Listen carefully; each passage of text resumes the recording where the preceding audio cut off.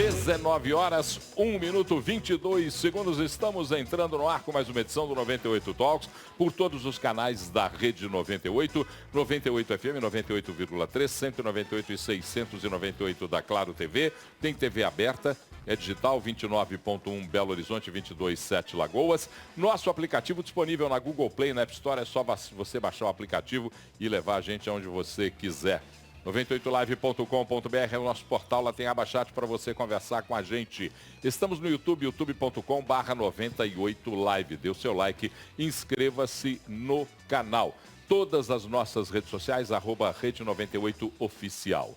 Para você que está em Varginha agora, para você que está em Juiz de Fora, para você que está em Montes Claros, no sul de Minas, na Zona da Mata, no Norte Mineiro, você nos acompanha pela rede mais afiliada Record TV. Para quem está no Vale do Aço, 97.1 é a Vox FM em Timóteo. Ao todo, mais de 400 municípios em Minas Gerais estão ligados conosco nesse nosso 98 Talks. Quer participar com a gente? WhatsApp Claro, 3199-316-9898. 3199-316-9898. Ricardo Kertzmann, boa noite. Boa noite, Paulo, tudo bem? Tudo bem, tranquilo. Sexta-feira, né? Sexta-feira é sempre um dia especial pra gente, né? Sextou. Boa noite também para todos os nossos teleweb, amigos e amigas ouvintes. E desde já desejar um ótimo final de semana para todo mundo. A limpeza tem que ser prioridade em todas as empresas, nas lojas, academias, indústrias, hospitais, salões de beleza. Por quê? Porque a limpeza transmite confiança, profissionalismo, cuidado. Por isso, invista numa higienização personalizada e que é de alta performance. Eu estou falando da Distribuir Higiene. Um portfólio completo, tem mais de 1.500 produtos, consultoria técnica, treinamento especializado, olha, pagamento facilitado, entrega em até 72 horas. Vá lá no site distribuirhigiene.com.br, distribuirhigiene.com.br, ou siga a Distribuir nas redes sociais, no Instagram, no Facebook e no LinkedIn. E hoje nós temos o prazer de receber Luiz Cláudio Gomes, que é secretário de Estado de Fazenda, vai conversar com a gente sobre dívida de Minas Gerais, teto de gastos. Vão poder gastar mais, vão poder gastar menos, aperta o cinto, tem que ter algum medo. Tudo isso nós vamos falar com o secretário. Secretário, boa noite, é um prazer te receber aqui. Boa noite a todos e aos ouvintes da 98. Bom, secretário, vamos começar fazendo a primeira pergunta, né? Nós estamos aí, depois de acompanharmos essa semana, onde o Supremo Tribunal Federal decidiu-se, então, pelo retorno do pagamento da dívida de Minas Gerais com a União, num outro processo, já dentro do regime de recuperação fiscal, no aguardo da aprovação desse mesmo regime pela Assembleia. O que muda a partir de agora com essa, entre aspas, tranquilidade que nos foi oferecida pelo Supremo Tribunal Federal? O que muda é que agora nós temos um plano efetivamente homologado. Nós temos hoje, efetivamente, um plano financeiro para os próximos anos para o Estado de Minas Gerais. É muito importante comentar isso, que ordinariamente, Minas Gerais não teria como pagar as dívidas com a União se não fosse no âmbito do regime de recuperação fiscal. Portanto, ele reflete um planejamento financeiro, como o de qualquer família. Boa noite, secretário. Ricardo Kertzmann aqui. Prazer falar com o senhor. Secretário, além de comentarista, eu sou um pequeno empresário, já há quase 25 anos. E desde o início, né, dessa minha atividade empresarial, eu sempre tive uma verdadeira obsessão por fluxo de caixa. O senhor falou contas para os próximos anos. A gente sabe, pelo que foi anunciado já, que esse pagamento, esse desembolso de R$1 bilhão, pouco mais de R$1 bilhão, que Minas terá que fazer com a União até o final do ano, esse dinheiro está em caixa. Em médio prazo, né, até 2, 3 anos, a gente sabe também que é possível que o Estado consiga arcar sem grandes problemas, sem grandes traumas com essas parcelas.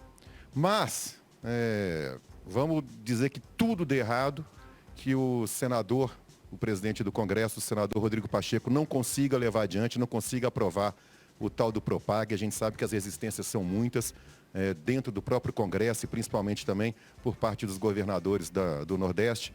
Deu tudo errado e não tem Propag. como é que o Estado está se organizando? Qual que é o fluxo de caixa desse Estado, do Estado de Minas Gerais, para os anos vindouros? Vocês já fizeram essas contas? Minas vai conseguir, a partir de 2, 3 anos, se tudo der errado, honrar essas parcelas? Olha, primeiro é importante comentar que o governador Zema, o governo, tem se esforçado para apoiar o Propag lá na discussão do Congresso Nacional. E sim, como você colocou muito bem, o Propag é só um projeto. O que existe hoje, de maneira pragmática, é o regime de recuperação fiscal e nós nos planejamos para voltar a pagar a dívida com a União como o regime é dita. Isso significa que nós temos uma curva, né? O que a gente chama de uma escada de início de pagamentos dessa dívida da União, até que o orçamento do Estado possa suportar o pleno pagamento desse custo, né? Da dívida da União, que acontece em alguns poucos anos mais à frente. E ao todo, o regime de recuperação, ele nada mais é do que um plano financeiro para os próximos anos, com receitas e despesas projetadas. Portanto, como você comentou, é um fluxo financeiro. Pois é, o Estado fez esse fluxo, Minas Gerais efetivamente tem condições, nos estudos que vocês fizeram, de suportar esse pagamento a partir do segundo, terceiro ano, se não entrar em vigor o Propag? Sim. Todo o regime é discutido com o Tesouro Nacional, com a PGFN, ele é calcado num fluxo de receitas e despesas que, né, eles têm que gerar um superávit primário, que a gente chama, né, que vai efetivamente fazer frente ao pagamento dessa dívida com a União. As pessoas que comentam sobre o regime de recuperação fiscal e que não têm o entendimento pleno do regime de recuperação fiscal ou até da forma de pagamento dessa dívida, sempre fazem uma pergunta. Entrar no regime de recuperação fiscal e começar a fazer os pagamentos de acordo com o que está preconizado no regime prejudica os investimentos do Estado nos serviços essenciais, naquilo que a população espera que o Estado lhe forneça? Olha, muito pelo contrário, né? Na realidade, o que nós pretendemos é termos um Estado equilibrado, um Estado que consiga pagar todas as suas políticas de segurança, saúde e educação e também as obrigações com a União.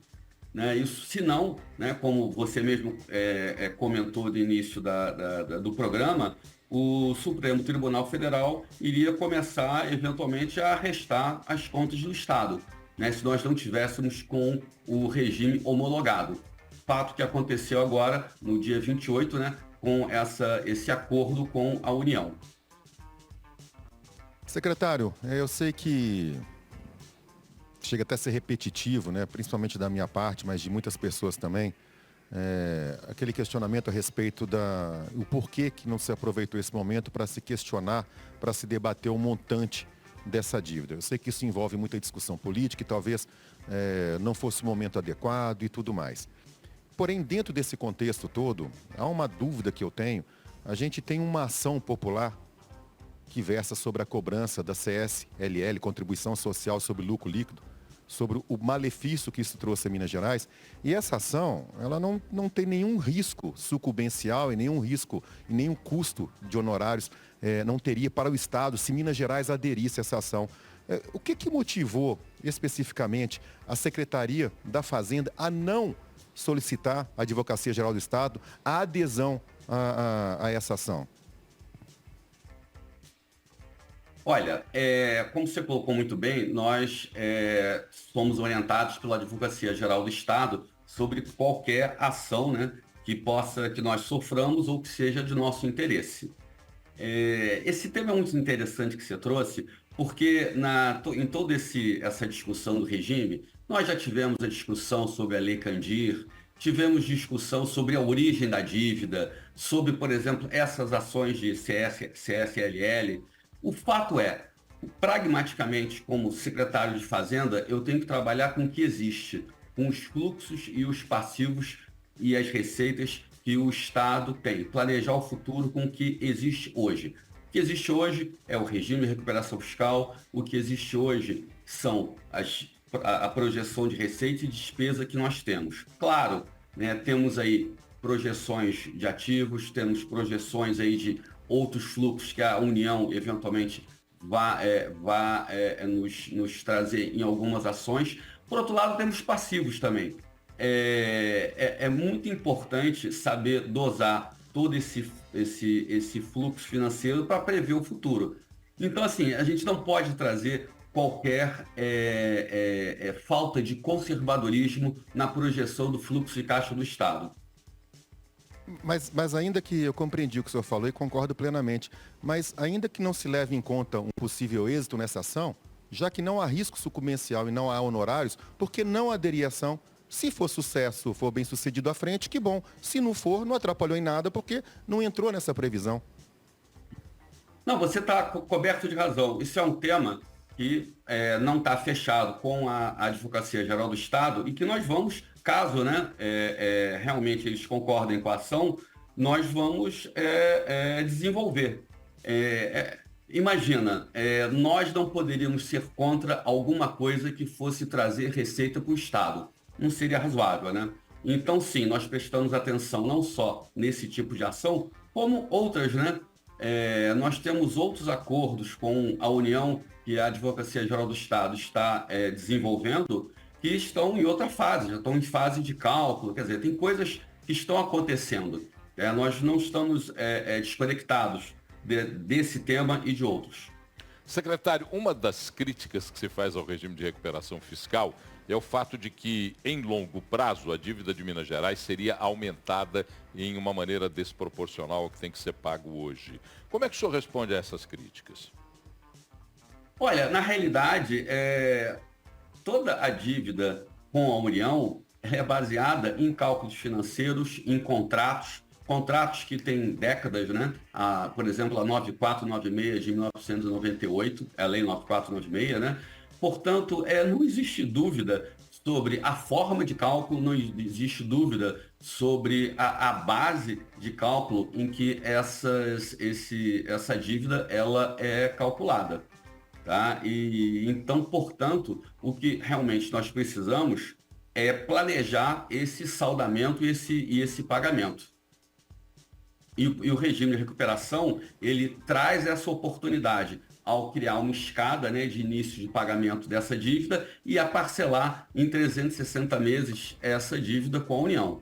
E é claro, né, a gente não pode deixar de falar do Propag, né? O Propag é uma grande oportunidade que, se for aprovado pela Câmara, como com um texto que saiu do Senado, nós conseguiremos reduzir em muito o fluxo de pagamento da dívida de Minas com a União. Secretário, já começou um movimento, acho que eu poderia até chamar de uma certa mini-revolta, dentro dos demais poderes, legislativo e especialmente o judiciário, envolvendo essa questão do teto de gastos, né? Hoje, durante o dia na Assembleia, o que mais se disse e debatia é que a forma escolhida pelo governo, que esse teto de gasto fosse imposto pelo Executivo através de um decreto, não seria a forma correta e que deveria ter sido feita ou deverá ser feita através de um projeto de lei complementar. Se isso demorar a tramitar, se for dessa forma e demorar a tramitar, como que o governo vai tratar desse tema? Porque isso coloca em risco, salvo engano, e eu acho que eu não estou enganado, coloca em risco a própria adesão ao regime de recuperação fiscal, não é isso? Você está certo. No dia 28, como eu comentei, teve uma sessão, né, do Pleno do STF, onde foi discutido exatamente a situação do Estado de Minas Gerais em relação aos pagamentos com a União. E lá, em acordo com a AGU e com a PGFN, foi necessário a edição desse decreto, em que, na realidade, esse decreto ele fala? O Executivo está absorvendo todo o teto de gasto de todo o Estado. Então, na realidade, ele não está limitando o teto de gasto de nenhum dos, né, como a gente fala, poderes, né? Tribunal de Justiça, Ministério Público e etc. Na realidade, o decreto diz que o Executivo irá absorver todas as necessidades de teto de gasto de todo o Estado de Minas Gerais. E foi algo necessário para que nós conseguíssemos ultrapassar a data da homologação do plano. Se isso não tivesse acontecido, o plano não seria homologado, né, pelo STF, E aí nós estaríamos com risco de pagar, por exemplo, agora, até o final do ano, 6 bilhões adicionais à União e ano que vem 23 bilhões adicionais à União, fora do regime de recuperação fiscal, que são valores completamente impossíveis de serem suportados pelo orçamento do Estado e que ameaçaria a política pública de segurança, saúde e educação, ameaçaria o pagamento de salário do funcionalismo, seria muito grave.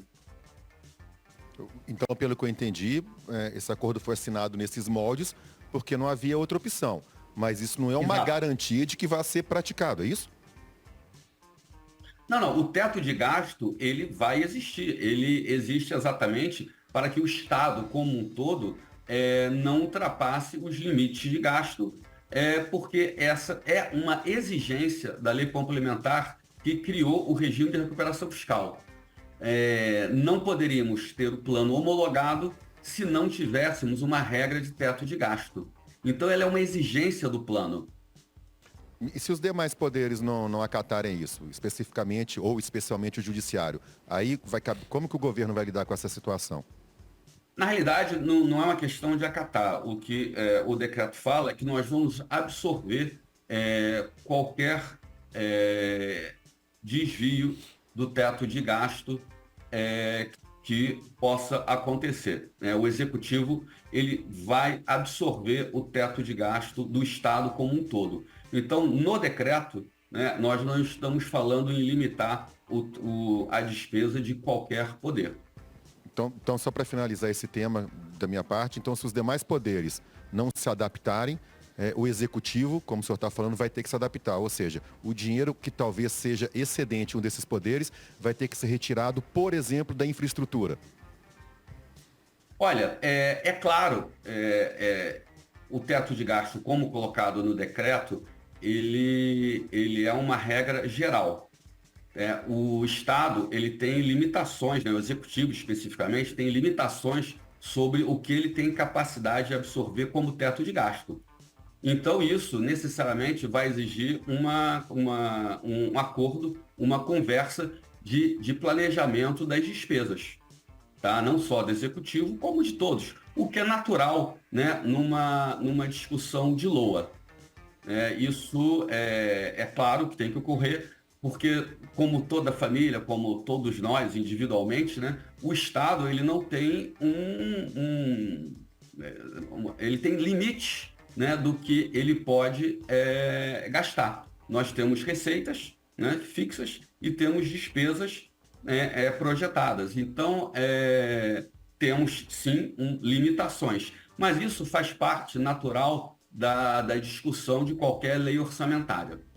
Secretário, as corporações e alguns servidores dizem, se manifestam contrários ao regime de recuperação fiscal por um tema que lhes incomoda, que é o congelamento dos salários dos servidores. O que desse tema é verdade, o que desse tema é fantasia? Olha, ótima pergunta. O regime de recuperação fiscal, ele não proíbe revisão geral, ele não proíbe nomeações, ele não proíbe progressão, ele não proíbe concurso, ele não proíbe nada que esteja hoje nas regras de evolução do funcionalismo. O que o regime ele exige é que todas essas despesas elas sejam planejadas. E uma vez planejadas, elas podem acontecer. Mas agora, secretário, eu fiquei, volto a ficar preocupado com aquele tema anterior. Porque se a gente não tem a garantia de obediência desse teto dos demais poderes, e o senhor acabou de falar que há a possibilidade, não está proibido, nem aumentos de salários, nem contratações e tudo mais. Como que esse teto de gastos vai ser mantido? Não, o que eu comentei é que não há vedação, mas tem que haver a previsão e como qualquer planejamento de qualquer empresa, de qualquer família, no final do dia você tem que ter as receitas maiores ou iguais às despesas, Então, não existe a vedação, mas, claro, você para dar um aumento, você precisa ter recurso. Então, o grande tema do regime de recuperação fiscal é planejar o futuro. Se você tem condição financeira, se o Estado tem condição financeira de dar uma revisão geral para o funcionalismo, ele vai poder. E, a despeito de estar fora ou dentro do regime de recuperação fiscal, imagine, um Estado que não tem capacidade financeira de dar aumento, ele não vai poder dar aumento. Então, na realidade, o que eu estou falando é, o regime, ele por si só não veda, mas a realidade do fluxo financeiro do Estado, ela tem que ser observada. Né? Se você não tem condição financeira de dar uma revisão geral, você não vai poder dar. Tá? Então, por outro lado, aí, voltando à sua pergunta, progressões naturais estão ali na lei de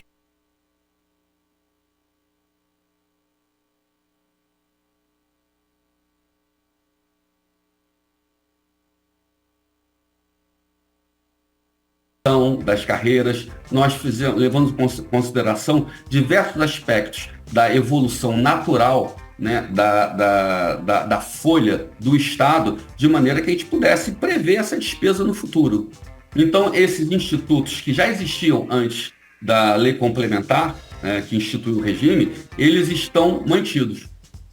Secretário, para finalizar, se precisar apertar o cinto, você vê se eu entendi isso na linguagem popular. O cinto não está muito apertado, mas se precisar apertar o cinto, nós teremos que apertar o cinto, é isso? É isso. Como qualquer, né, fluxo financeiro de famílias, de empresas, nós temos que viver com o que nós arrecadamos. O Estado, ele não tem uma capacidade infinita de gerar recurso. Os estados não podem emitir dívida, né? Então nós temos que viver com as nossas projeções e controlar e conter as nossas despesas. Isso é natural para qualquer, né, pessoa ou empresa. E isso vai refletir um Estado bem administrado, com as suas finanças equilibradas. Secretário Luiz Cláudio Gomes, secretário de Estado de Fazenda de Minas Gerais, muito obrigado por sua participação aqui no 98 Talks. Sempre que tiver alguma novidade, alguma coisa que possa trazer uma informação para todos os mineiros que nos acompanham, fique à vontade, participe do programa conosco. Uma ótima sexta-feira, um ótimo final de semana para você. Muito obrigado. Boa noite. Boa noite. Bom, nós vamos para o intervalo, é rapidinho, daqui a pouquinho a gente volta com o segundo bloco do nosso 98 Talks de hoje. Aguarda que a gente volta já. Bom, nós estamos de volta. Eu estou aqui dando uma lida aqui no que nós temos que fazer agora, mas eu tenho um recado para te dar. Você já pensou no poder transformador que uma contabilidade de excelência dá para a sua empresa? A contabilidade é o motor de qualquer empreendimento. Por isso, conte com a força da Previsa. São 45 anos de expertise. A Previsa Contabilidade e Gestão faz a sua empresa crescer muito além dos números. A Previsa constrói negócios e impulsiona pessoas para o sucesso. São mais de 700 clientes em todo o Brasil. Faça a sua empresa crescer com a Previsa, acessando previsa.com.br. Lá na mesa operadora de vídeo está ele, Teofir Júnior, supervisionado por Rafael Ribeiro. Ao lado de Teofir Júnior e de Rafael, comendo um quibezinho, porque eu vi, encomendaram um quibe especial, está lá na mesa deles, está o nosso produtor desse programa, o jornalista Eric Funes. E ao meu lado, sem a chance de comer aqui, porque aqui no estúdio a gente trabalha muito, está Gilvan Gandra, o Talibã, fazendo os cortes de áudio. A coordenação de jornalismo da Rede 98 é de Lucas Rage, toda a equipe técnica e de jornalismo da Rede 98 e da Rede Mais, afiliada à Record no interior, com a gente aqui no nosso 98 Talks. E eu já vejo no vídeo a figura ilustre e pensativa de Antônio Claré Júnior. Claré, você que é um tuiteiro de primeira hora, você teve a curiosidade de ver quando você entrou no Twitter? Já sabe que dia que você entrou no Twitter, não? Já sabe? A primeira vez que eu acessei o Twitter? Eu já tive essa curiosidade, sim, e foi outubro de 2009. Outubro de 2009, um ano depois do seu, eu entrei no Twitter. Kertzmann, você entrou no Twitter quando? Você lembra? Não, e nem uso o Twitter. Eu sei que meu nome está lá, mas você não usa o Twitter. Você não é um twitteiro. Não. A única rede social que eu ainda utilizo um pouquinho, mas mais para poder provocar a turma toda, é no Instagram. O Léo Jaime disse que o Twitter... o cantor Léo Jaime, disse que o Twitter... O Léo Jaime é um multiartista, não é só um cantor. O Léo Jaime disse que o Twitter é o único lugar onde você entra para que os outros possam falar mal de você. É uma rede extremamente cáustica o Twitter. Mas é verdade, né, Claré? É isso. Só que ganhou uma importância na discussão. O antigo Twitter, o agora X, ganhou uma importância na discussão. E o ministro Alexandre de Moraes determinou hoje que seja suspensa a rede social X no Brasil. Ele pediu que a rede indicasse um representante legal no Brasil. Elon Musk se manifestou através do Twitter dizendo que não indicará um representante legal no Brasil. E Alexandre de Moraes, então, notificou a Anatel para cortar a rede social em todo o território nacional em no máximo 24 horas. E a Apple, a Google terão 5 dias para tirar o aplicativo do X das suas lojas online. Eu não concordo com isso, já vou abrindo a discussão. Acho um absurdo, acho arbitrário, em que pese toda a discussão que possa se ter com relação a obrigações contratuais através do direito civil ou qualquer outra questão que seja imposta a uma empresa a operar no Brasil. Esse tipo de ação eu sou contrário, já me manifesto contrário. Mas quem sou eu na fila do pão para ter opinião definitiva quando estou ao lado de duas pessoas que têm opiniões sempre muito determinadas? Claré, como é que você está vendo essa queda de braços entre Alexandre de Moraes e Elon Musk? Eu acho que essa queda de braço não é entre Alexandre de Moraes e Elon Musk. É entre Alexandre de Moraes e toda a população brasileira. Porque a gente precisa ter voz. As redes sociais, Paulo, hoje em dia especialmente, elas são uma fonte de informação e de conhecimento. Hoje a gente sabe que o Estado, quando ele quer, ele impõe uma narrativa, e essa narrativa vem especialmente através do que eu chamo de grande imprensa, né? As grandes mídias. Então, a narrativa oposta muitas vezes vem pelas redes sociais, a informação oposta, que talvez seja verdadeira, né? E que talvez seja a única fonte que você tem para ter uma informação que não está enviesada ou comprada pelo Estado. Então, qualquer tiro em rede social, para mim, é um problema grave, é um tiro na Constituição, é um tiro na liberdade de expressão. Aqueles que são passadores de pano de autoritarismo estão achando ótimo o fim do Twitter, né, também hoje chamado de X. Eles vêm com a história assim, mas toda empresa tem que ter um representante legal no Brasil. É verdade, existe essa legislação. Agora vamos dar um passo atrás. Por que o representante legal do Twitter saiu do Brasil? Porque ele se sentia ameaçado, uma vez que o Twitter recebia várias decisões, no mínimo autoritárias, do Alexandre de Moraes, né? Para que, em tese, acabasse sendo negativa para um tipo de ideologia no Brasil, que é o da direita.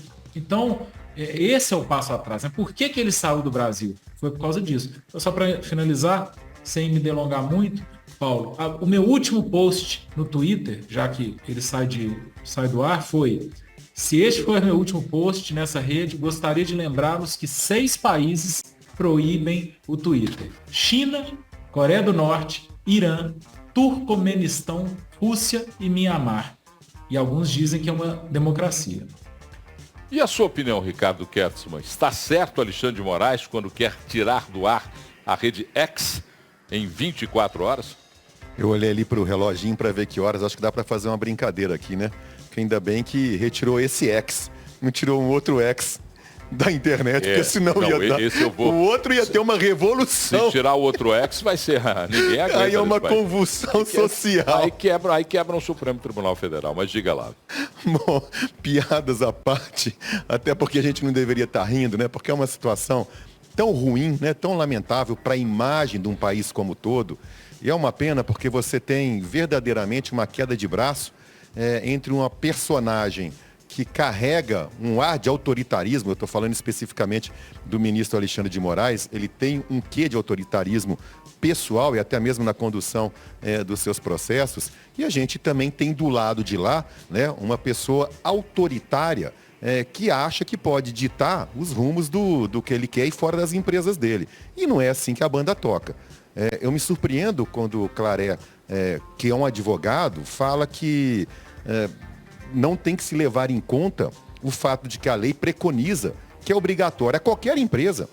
A minha empresa, aqui a 98, a qualquer veículo, e pouco importa, inclusive, o ramo de atuação, a ter sede ou ter uma representação legal no país. Isso é o fato, isso é o ponto. Se a empresa, se o Elon Musk decidiu não ter isso aqui, por medo, por receio, por considerar arbitrária as decisões da Suprema Corte, esse é um fato adjacente ao tema em questão. O tema em questão é: há uma empresa que está irregular no país. E não é porque essa empresa tem 20 milhões, 25 milhões de clientes, né, que seríamos todos que participam da comunidade do X, não é por esse fato que ela pode se dar o luxo de se manter contra a legalidade. Porque aí, Paulo, se for assim, né, virou definitivamente bagunça. Virou um bordel. Porque se uma empresa ou uma pessoa qualquer resolve descumprir a lei, vai dar direito a qualquer um descumprir essa lei. Paulo, eu queria só complementar assim. Primeiro dizer que o Kertzmann, enquanto grande comunicador, né, colunista nos principais meios do Brasil, ele, de alguma forma, conseguir encontrar uma desculpa, um argumento a favor desse autoritarismo, isso me assusta muito. Mas como advogado, que ele disse que eu sou, eu queria trazer aqui as palavras do ministro Maurício Correia, que foi um relator de um caso no STF em 1996, e abro aspas para ele. STF. Ninguém é obrigado a cumprir ordem ilegal ou a ela se submeter, ainda que emanada de autoridade judicial. Mas é dever de cidadania opor-se à ordem legal. Caso contrário, nega-se o Estado de Direito. Ele também era advogado, mais que isso, ministro do STF. Claré, olha que coincidência. Você trouxe à memória, Paulo, e todo mundo que está ouvindo, meu padrinho de batismo, o tio Maurício, foi ministro supremo, sim. Esse ditame dele que você acabou de... Na época em que nos orgulhávamos dos nossos ministros, viu? Esse ditame criou jurisprudência, ele está efetivamente valendo no arcabouço legal brasileiro, Claré? Foi uma decisão em um habeas corpus em 22 de abril de 1996. Essa decisão foi revista pelo Pleno? Aí a gente vai entrar num debate sobre o que é jurisprudência, né? Então, assim, jurisprudência são decisões de colegiado. O que eu quero te falar nesse caso aqui, Kertzmann, é o seguinte: você ponderou, não sei qual que era a sua intenção, se me diminuir, ao dizer que eu sou advogado, que te assustava. O seu padrinho, segundo você, ministro do STF, também concorda comigo nesse ponto, independente de ser jurisprudência, independente de ser pleno, de ser válido, era um grande jurista. E concorda comigo. E era advogado. Claré, faria, se ele tivesse vivo, faria para o tio Maurício a mesma pergunta que eu fiz para você, em questão de diminuir nenhuma.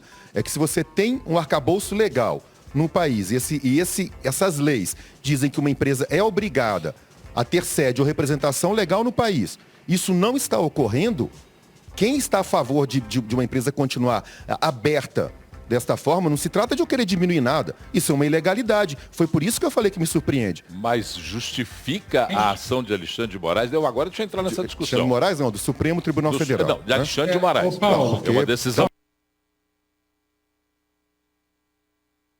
dele, assim, Alexandre de Moraes.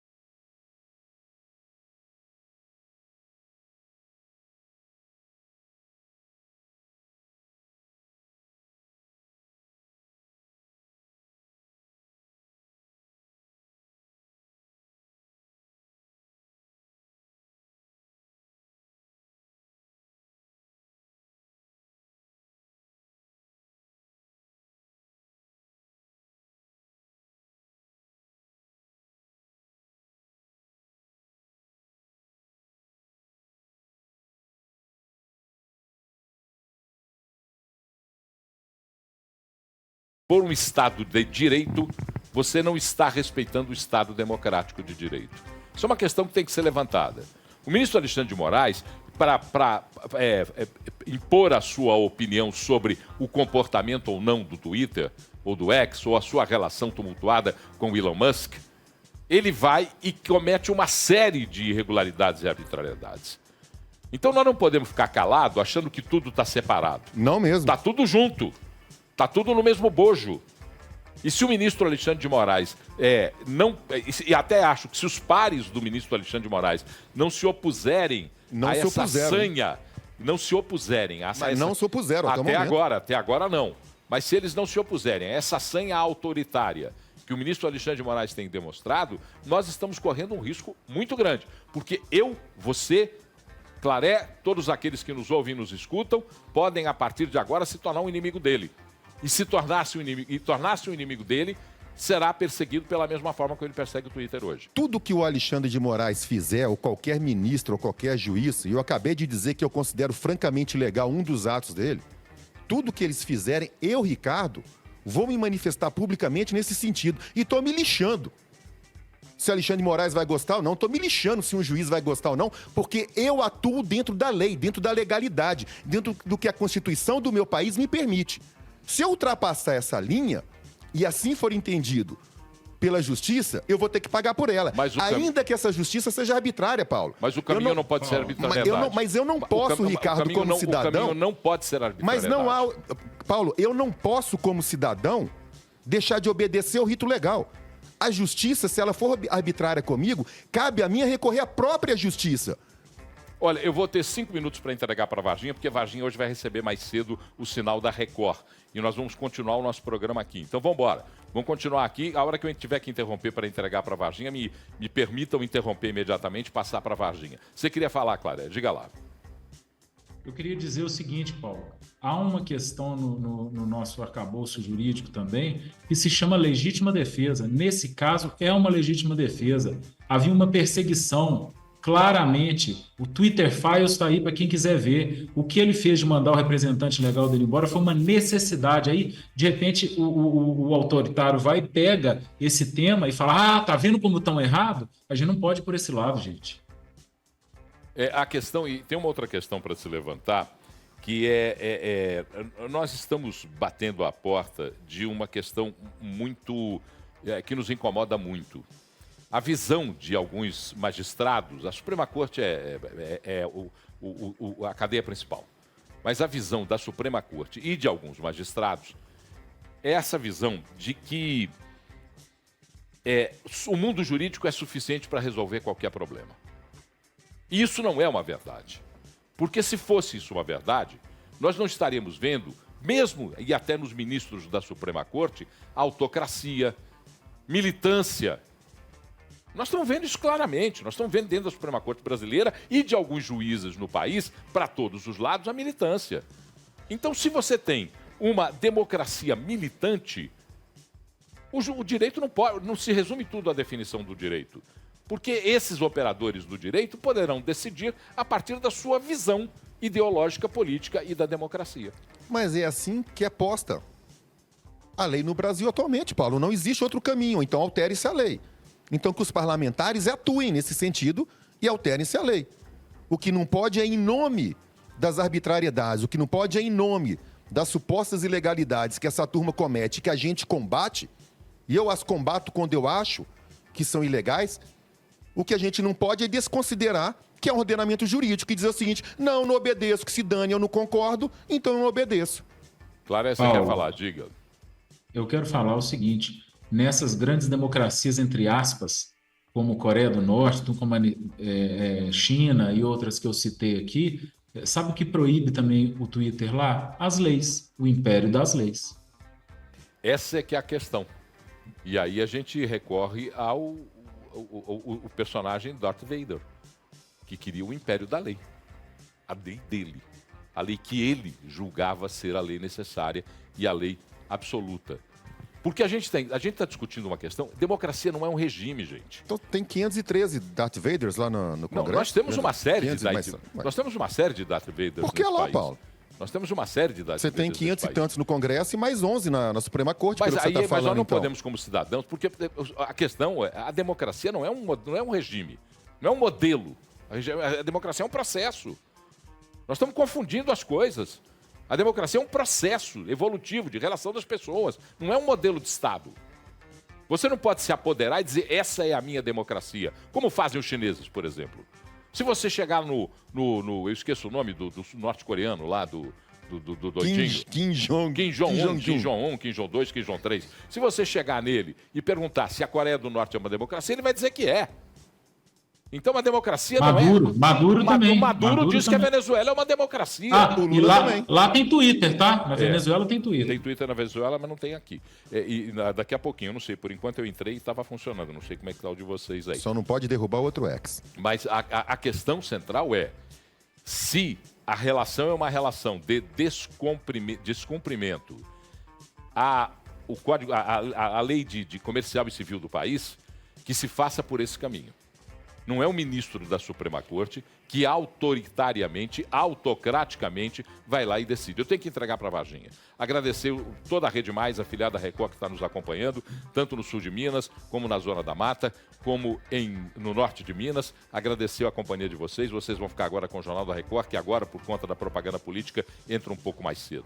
Boa noite para vocês. A gente volta com o Talks na segunda-feira. Mas a gente continua aqui.